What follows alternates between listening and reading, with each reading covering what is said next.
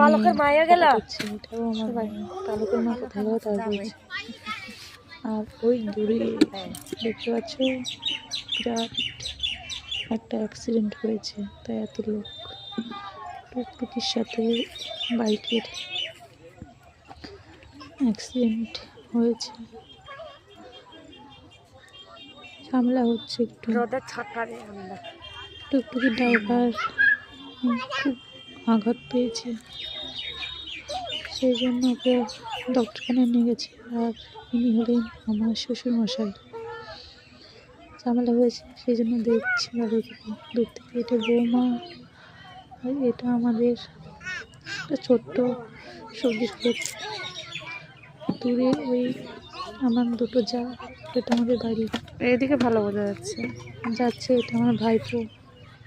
এখানকার মতন বাই।